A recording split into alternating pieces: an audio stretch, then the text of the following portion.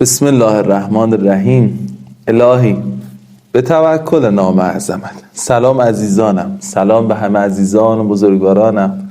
خیلی خیلی خوش اومدین به جلسه دوم دوره خدای خوب من. از اینکه این جرأت رو به خودتون دادید و تصمیم گرفتین دوره رو ادامه بدید و به امید خدا، به مدد خدا، به دست خدا زندگی خودتون رو تغییر بدید. خوشحالم. این جرأتیه که خیلی به خودشون نمیدن و میمونن تو زندگی گذشتهشون و صرفا قر میزنن. ماشاءالله شما که تصمیم گرفتید از خدا کمک بگیرید، مدد بگیرید انشالله و ادامه بدید. اگر جلسه اول رو گوش نکردی حتما اول جلسه اول رو گوش بده، سعی کن یادداشت کنی و بعد بیا سراغ جلسه دوم. خدمتتون عرض کردم که کارهای کوچیک مستمر و ادامه دار نتایج خیلی خیلی خیلی بزرگی دارن و براتون قانون بال پروانه‌ای، اثر بال پروانه‌ای رو مثال زدم که تغییر جزئی کارهای اولیه باعث میشه نتایج خیلی بزرگی آدم تو آینده بگیره. و مثال زدم به اون دوتا خواهری که یکی روزانه فقط 20 دقیقه وقت میذاشت، فقط 20 دقیقه اندازه یه وعده تون غذا خوردن و تست میزد. این شد یکی از نفرات، این میشه یکی از نفرات اول کنکور. و اون یکی وقت نمیذاره اینطور. واسه همه همینه ها. اون ورزشکاری که تو طول شبان روز 20 دقیقه وقت میذاره خونه و برای خودش تمرین‌های مختلف حالا انجام میده، مطمئناً این قدرت بدنی و آمادگی بدنی خیلی بهتری داره تا اونی که هفته‌ای 3-4 جلسه رفته باشگاه و صرفاً تمرین کرده و برگشته و دیگه خبری نبوده ازش. با این 20 دقیقه ها میشه موفق شد. افراد موفق کسایی هستن که از وقتهای مردهشون استفاده میکنن و الا اون وقتهای دیگر رو همه خوب دارن استفاده میکنن. اون 8 ساعت رو هر مردی سر کاره، اونه که کارمند هستن البته، اون کاسب سر کارشه، ولی اون کاسبی موفقی که داره کنارش تکنیک‌های فروش رو یاد میگیره، داره کنارش به مشتریهاش پیام میده، ارتباط داره کنارش آموزش‌های متافیزیکی مثل همین دوره خدای خوب من رو میبینه و باورهاشو داره رشد میده و این بیشتر خب درآمد داره تا اونی که میشینه تو مغازه و قر میزنه و تکونی نزدش نمیخوره. از جمله کسایی که با کارهای کوچیک ولی ادامه دار موفق شدن میتونیم به آقای جف بزوس مثال بزنیم. سال 1994 این فایل داره سال 2022 ضبط میشه. 1994 یعنی تقریبا 28 سال پیش آقای جف بزوس شروع کرد تو پارکینگ خونش از یه جای کوچیک شروع کرد و آمازون رو راه انداخت. سایت بزرگ و معروف آمازون که به کل جهان داره محصول میفروشه و یه مارکت پلیسه، یعنی یه جایگاهی که افراد مختلف میتونن توش محصول بذارن و به فروش برسونن. این آقا به خاطر کارهای مستمر و ادامه دارش، رشد دادن هر روز سایتش رشد کرد تا جایی که سال 2013 خبرگزاری و روزنامه واشنگتن پست رو خرید و واسه خودش کرد. سال 2020 یعنی 2 سال پیش 200 میلیارد دلار سرمایه داشت. اینو ضرب در قیمت دلار به نرخ روز کنید، ببینید 200 میلیارد دلار یعنی 200 رو شما در نظر 9 تا هم صفر ضرب در حالا قیمت دلارمون کنید، ببینید چه مبلغی به تومن میشه. خیلی سرمایه عجیب غریبیه. این آقا اینقدر ادامه داد که همین اواخر تیر ماه سال 1400 با موشک شخصی که ساخته بود به فضا رفت. خیلی نکشید ولی خب میخوام بگم این سرمایه خب سنگینی میخواد. موشک فضاپیما، موشک شخصی هزینه کرد، سرمایه کرد، ساخت و از کره زمین از جو خارج شد و دوباره برگشتش با چند نفری ولی سرمایه گذارش های جف بزوس بود. این نتیجه کارهای مستمر ادامه داره. کسی که مستمر و ادامه دار کار انجام میده خیلی خوب موفق میشه. شاید بگی که اینا خب نمونه‌های خارجی و امریکا و کشور پیشرفته و فلان، البته اینو من بگم قبول ندارم، درسته کشور پیشرفته‌ای هستن ولی اینجوری که اونها رو خیلی خوش و خرم نشون بدن ما اینجا اینجوری در و داغون باشیم، نه، همچین خبری نیستش. خب همچین خبری نیست. ارتباط داشتم با شخصی ارتباط داشتم که دخترش مشاور خانم هیلاری کلینتون بود اون دوره‌ای که با ترامپ مسابقه داشت. حالا اسمی برای این بنده خدا، آدم نسبتا معروف و جایگاه داری بود، به رحمت خدا رفتش. خب به خاطر اینکه معروفه اسمی برام پیگیرش نشید، ولی خب اینجوری که تعریف میکنن فلان، نه همچین خبرایی هم نیست. درسته از ما پیشرفته دارن ولی خب اونا 250 سال شاید شروع کردن و ما همیشه تو سرمون خورده توی طول تاریخ و تو سرمون خورده و عقب بودیم. بگذاریم. اما میخوام براتون یه نمونه و مدل ایرانیشو مثال بزنم که ببینید داخل همین کشور خودمون هم میشه آدم تو همین ایران خودمون رشد کنه و به مراتب خیلی بالا، به ثروت‌های خیلی بالا، به عشق و محبت خیلی بالا، به آرامش خیلی بالا برسه. تو ایران خودمون برادران دوقلوی حمید و سعید محمدی هستن. متولد 1358 هستن این دوتا برادر. هر دوتاشون مهندسی خوندن تا کارشناسی. بعد کارشناسی یکی رفت سربازی و اون که ارشد خوند. بعد برعکس شد، اون از سربازی برگشت ارشد خوند و یکی رفتش بعدش سربازی. این دوتا داداش چیکار کردن؟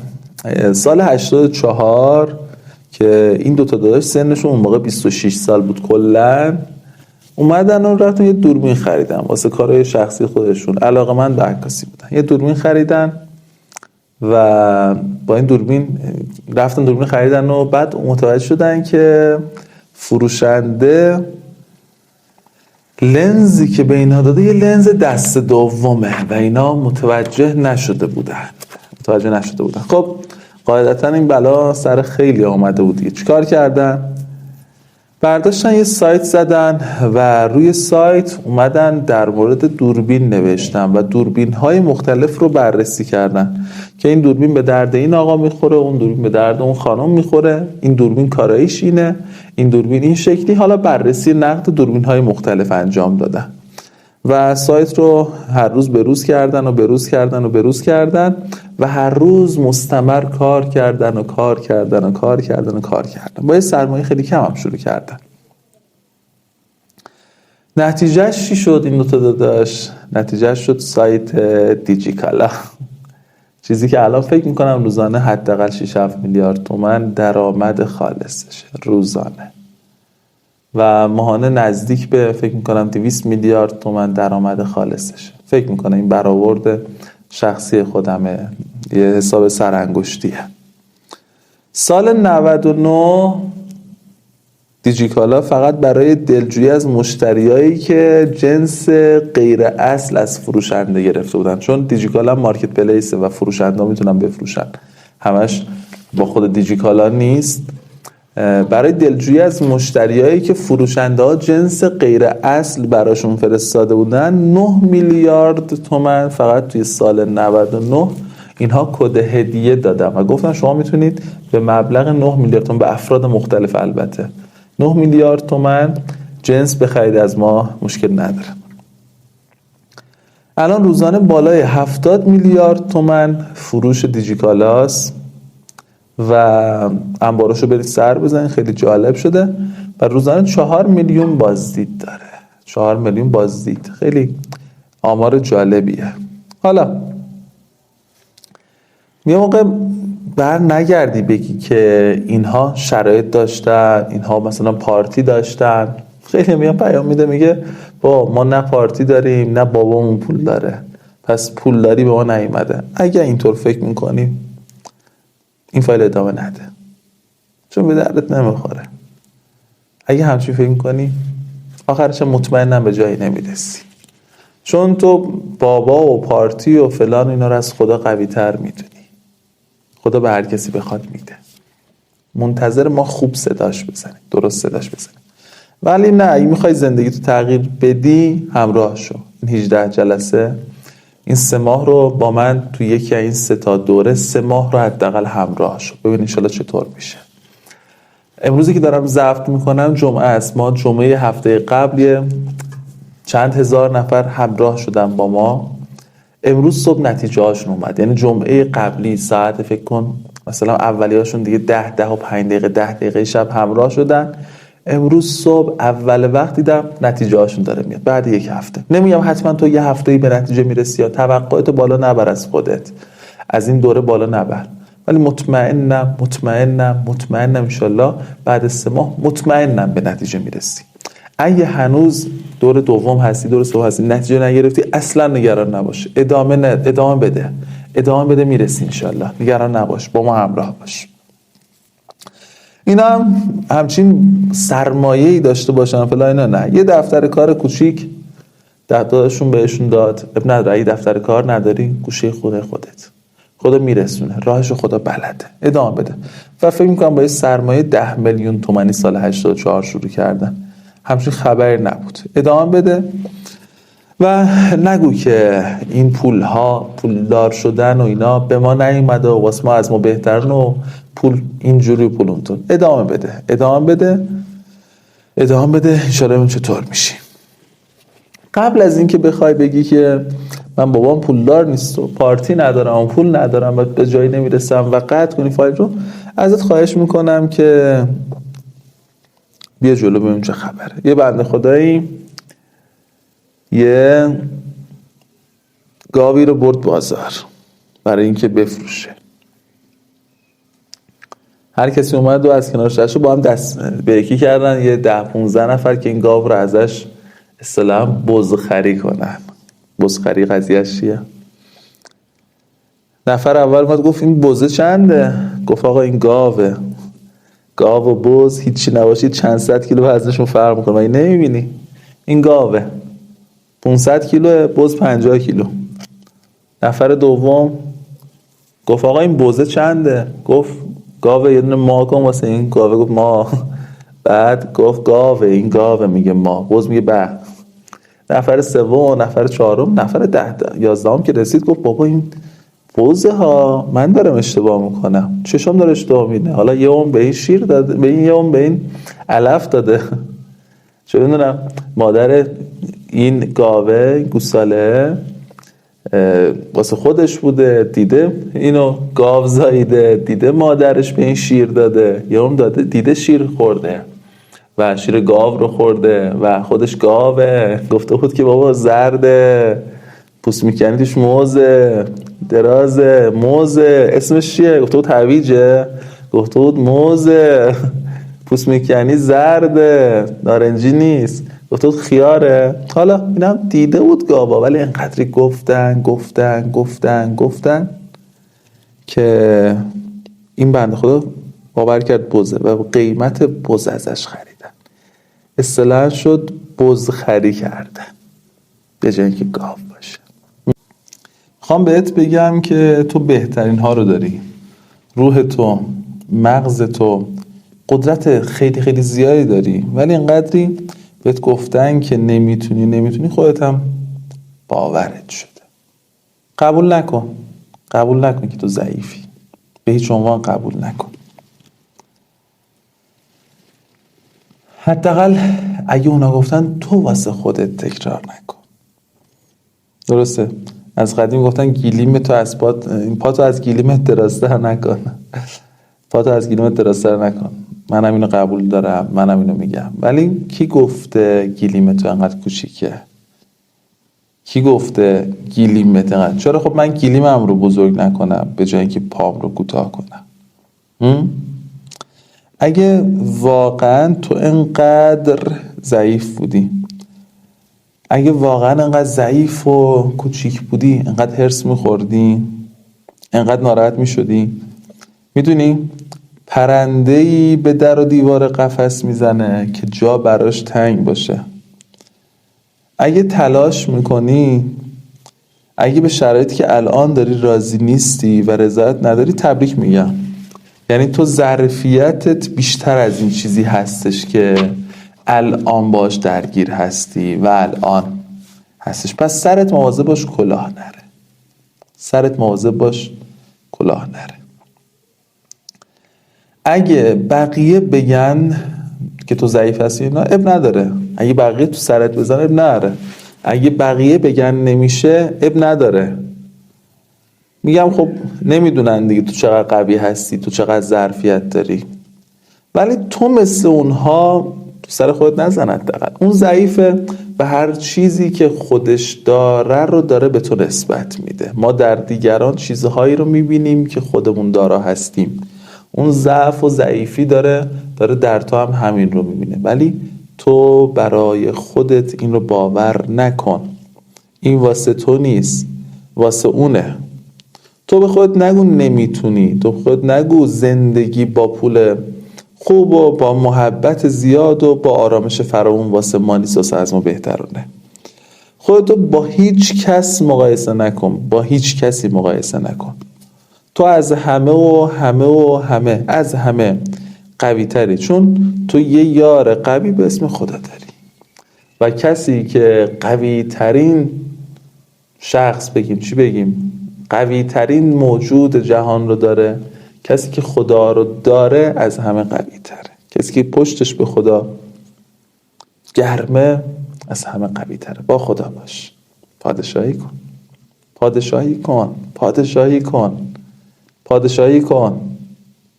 اگه خانم هستی با خدا باش، هر چی خدا گفت بگو چشم، ملکه شو، بالا برو، بالا برو، بالا برو، پادشاهی کن، ملکه‌ای کن، بالا برو. بگو خدایا دست تو بیاد جلو، دست تو بیاد جلو خدا. بعد دست تو بذار تو دست خدا، دست بذار تو دست خدا. بگو خدایا حالا دستم تو دست توه، دستم خالیه ها، ولی خوبیش اینه که دستم وقتی خالیه خوب میتونم دستای توی خدا رو بگیرم. دستم تو دست توه، کمکم کن، کمکم کن که از غیر تو هیچ کمکی نمیخوام و کسی که تو بلندش کنی هیچ کسی نیست ضعیفش کنه و زمینش بزنه، و کسی که تو زمینش بزنی کسی نمیتونه بلندش کنه. تو دستم بگیر، تو بلندم کن. پیغمبرمون فرمودن که من کان لله کان الله له. هر کسی که برای خدا باشه خدا واسه اونه. هر کسی واسه خدا باشه خدا واسه اونه. فقط و فقط کافی باور کنی. همین. تموم. باور کن. باور کنی که خدا باهاته. همینو داشته باش. اگه باور کنی تمومه. اگه باور کنی تو از همین لحظه، همین الان قوی ترین آدم جهان هستی و میتونی با ارادت کوها رو جابجا کنی. چرا؟ چون خدا پشتته. خدا رو داری. خدا. تکلیف این جلسات اینه: یه تسبیحی، یه صلوات شماری، یه چیزی بردار تا جایی که حالت خوشه، تا جایی که زده نمیشی، تا جایی که دلت باهات همراه هست و زده نمیشی. هی تکرار کن. بگو خدا با منه، خدا هوامو داره. خدا با منه، خدا هوامو داره. خدا با منه، خدا هوامو داره. خدا با منه، خدا هوامو داره. این اولین تمرینه این جلسه و این دوره. میبینی تمرینات اون به همین سادگیه، به همین سادگی، به همین قشنگی، به همین دلچسبی. خدا با منه، خدا هوامو داره. فقط حواست باشه ها. ما همیشه از ساده ها ضربه میخوریم چون ساده میگیریم. این حرفی بهت گفتم ساده است، ولی از کنارش ساده رد نشو که همین ها رشدت میده. عزیزانی که دورای قبلی مشتی خوب رشد کردن و بالا آمدن کسایی بودن که همین ساده ها رو جدی گرفتن. ساده است ولی جدی. پس این تمرین اولت، بردار و با خودت تکرار کن که خدا با من و خدا هوامو داره. ببین چطور راحتی همونطوری بگو و همونطوری انشالله تکرار کن. تا کی بگم؟ تا جایی که باور و یقینت این بشه، باور قلبیت این بشه که خدا با منه، خدا هوامو داره. ممکنه یه روز بکشه، ممکنه یه هفته، ممکنه یه ماه. بعضی همینو ادامه میدن چون حال دل آدمو خوب میکنه و آدمو پله پله بالا میبره. وضعیت از دیروز بهتر شد ولی جا دارم هنوز رشد کنم. پس ادامه میدم. اینو انقدری بگو که باورت بشه. وقتی باورت شد قوقا به پا میکنه. چرا؟ چون خدا نزد گمان بندگان است. طبق اون فرمایش خلیل بن موسی رضا که فرمودن گمانتون رو به خدا خوب کنی که خدا میفرماید من نزد گمان بنده مؤمن خویش هستم. خدا ایمان داشته باشیم دیگه، تکیه کنیم بهش. وقتی گمانم باورم اینه که خدا با منه، رشدم. همین امروز صبح یه عزیزی یه حدیثی فرستاده بود که یه خانومی اومد پیش یه پیغمبری و گفتش که یه پیغمبر خدا از خدا بخواه که من بچه دار بشم. این پیغمبر دعا کرد و فرشته اومد، حالا دارم نقل مضمون میکنم، گفتش که این خانوم بچه دار نمیشه. نگاه کرد به بالا و گفت یا رحیم، ای خدای مهربون. رفت. یه سال بعد اومد گفت من میخوام بچه دار بشم. پیغمبر دوباره و همون ماجرای قبل. این زن نگاه کرد به آسمون، هیچ نگفت. رفت. سال بعدش این زن اومد، پیغمبر دید که بغل این مادر یه بچه هست، بغل این خانم یه بچه هست. گفت خدای توی گفتی این بچه دار نمیشه. گفت این شخص، این خانم گمانش به من این بود که من رحیم و بخشنده هستم. خدا جواب داد. وحی اومد که خدا اینطور میگه. این شخص گمانش به من اینطور بود که من رحیم و بخشنده هستم و منم با این گمانش باش برخورد کردم و بهش بچه رو دادم. از در خونم ناامید راش ندادم. به خاطر می‌بینیم بزرگترین گناه بعد از شرک به خدا ناامیدی از درگاه خداست. ناامید نباش. ناامید ابلیسه، ناامید شیطونه که میخواد دوستاش رو ناامید کنه. حواست باشه با شیطون دوست نشی، ناامید نشی. در خونه خدا همیشه به روی همه بازه. همه. خدا هیچ کسی رو از در خونش ناامید هیچ وقت راه نمیندازه. اگر دست خالی از در خونه خدا برمیگردیم به خاطر اینه که امیدمون به خدا کمه. امید بالا باشه خدا میده. فقط ادامه بده. همراه شو با من، خواهش میکنم ازت. همراه شو، ادامه بده. اگه اون برادران محمدی شدن برادران محمدی و دیجیکالا، اگه جف بزوس شد جف بزوس و آمازون، به خاطر این استمرار داشتن. یه روز دو روز نه، ادامه بده و هر روز پشت سر هم ادامه بده. تو هر حالی هستی سعی کن ادامه بده. بعضی از عزیزانم که دیدم خوب رشد کردن دوره قبلی پیام میداد، میگفت استاد من خیلی حالم بد بود، مریض شده بودم، اما تو اون حالم گوش کردم. تمرین رو انجام ندادم اما گوش کردم. این موفق میشه. مطمئنم این موفق میشه. این حتما یه جا رو میگیره. حتما به یه جا میرسه. یکی از چیزهایی که لازمه تا تو موفق بشی اینه که از چیزی که الان هستی بیشتر بخوای. ببین نمیگم ناشکر باشی، هر چیزی الان داری شکر کن. یکی برام داد میگفت من خیلی چیزی ندارم شکر کنم. گفتم خونت یه پیکنیک داری که با اون غذا میپزی، اصلا اجاق گاز نه، یه پیکنیک داری، همون رو با شوق و ذوق شکر کن و بگو خدای شکرت من این پیکنیک رو دارم. شکرت. اصلا مقایسه نکن خودتو با کسی که فلانی مثلا فلان فرو داره و فلان اجاق داره. الان ببین یه تن سالم داری که باهاش بری کارگری کنی، همونو شکرشو کن، خدا اضافه میکنه. همونو شکرشو کن. ببین عجیب اتفاق میفته یا نه. خب ولی خواستن چیزهای جدید، دعا کردن به درگاه خدا، خواستن از خدا، حرکت کردن به معنی ناشکری و نارضایتی نیست. همه اهل بیتمون دعا میکردن، همه اهل بیتمون دعا میکردن. یه روایتی میخوندم خیلی قشنگ بود.